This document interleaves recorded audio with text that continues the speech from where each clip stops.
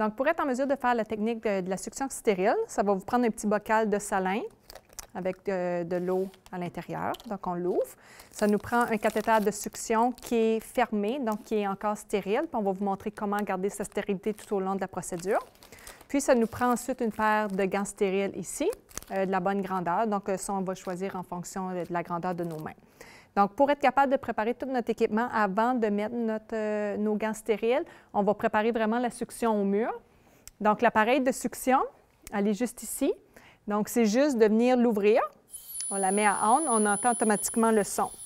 Pour être en mesure de venir suctionner un patient, on a besoin de régler une succion entre 100 et 120 mm de mercure. Donc, quand je veux la régler, si je le vois ici, on voit qu'elle est environ à 88 mm de mercure, mais quand je la bloque, on voit que ça monte à 120 mm de mercure. Donc, c'est en le bloquant que j'ai besoin d'avoir entre le 100 et 120. Si ma pression n'est pas bien ajustée, je viens jouer avec la petite roulette ici. Donc, je bloque, puis ensuite, je peux venir jouer pour l'ajuster à mon 120 mm de mercure, entre 100 et 120. OK? Donc là, mon cathéter est prêt. Donc, quand je veux commencer ma procédure, j'ai mon petit cathéter de succion stérile qui est ici. Donc, le cathéter doit entrer à l'intérieur de la trachéostomie du patient. Donc, puisqu'on introduit un instrument dans la trachéo du patient, on veut absolument que cette partie-là reste stérile, ce qui veut dire qu'elle n'a touché absolument rien qui pourrait contaminer notre patient.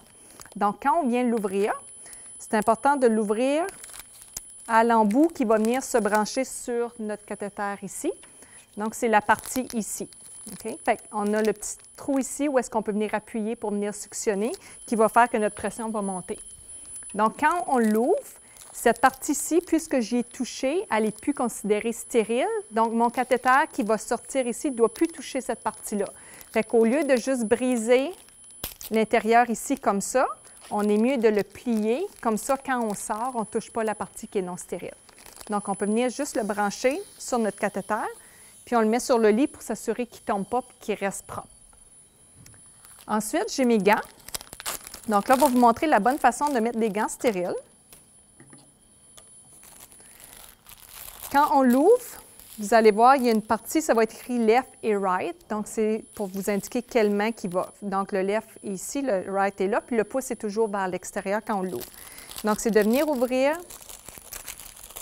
notre pochette de façon à ce que rien vienne toucher les gants, donc mes gants restent stériles. Là, c'est de savoir avec quelle main on va les suctionner. Donc, c'est important de savoir quelle main qui doit demeurer stérile, puis on fait tout le reste avec notre autre main qui va être contaminée. Donc, pour ma part, moi, je garde ma main stérile droite parce que je suis droitière, mais vous pouvez choisir de la gauche si vous préférez. C'est de venir prendre le gant. Si je vous montre la façon qui est faite, le gant est replié à l'intérieur ici. Donc, ça vient recouvrir par-dessus. Donc, cette partie-là, on peut y toucher. Cette partie-là ici doit absolument rester stérile parce que c'est ça qui va toucher mon cathéter. Donc, quand je viens les mettre, je les mets de façon à ce que je ne touche pas la partie toute ici qui va rester stérile. Ce gant-là est encore stérile, donc je peux venir toucher l'autre parce que je n'y ai pas encore touché avec rien d'autre. Puis là, je peux venir insérer mon autre main dedans.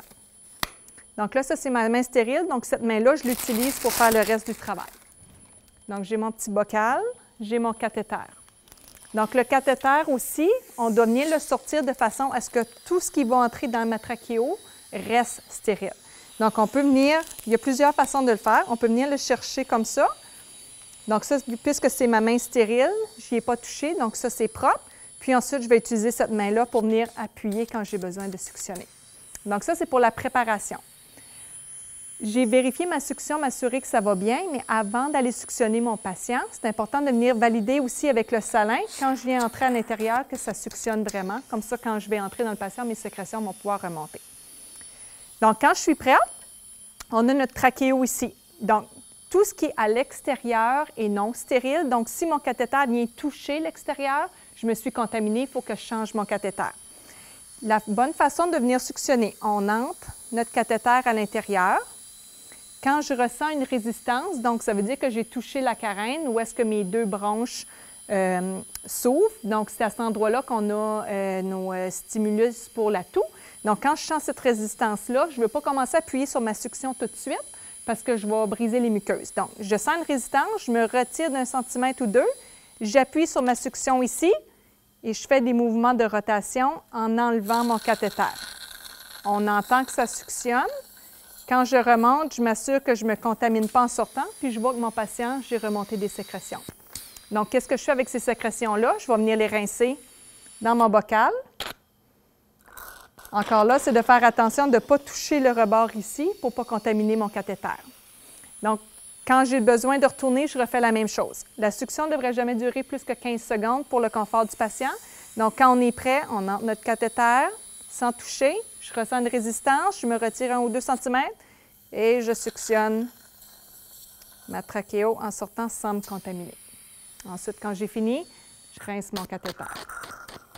Quand ma succion est terminée, pour ne pas contaminer non plus notre environnement avec notre cathéter qui est souillé, on vient l'enrouler, on le jette dans notre gant, puis ensuite, on fait juste le jeter à la poubelle. Ensuite, c'est juste de venir refermer notre succion. On peut remettre notre cathéter. On referme notre petit bocal de salin. Puis, on nettoie l'environnement. Et puis, la technique est terminée. Donc, bonne chance à tous!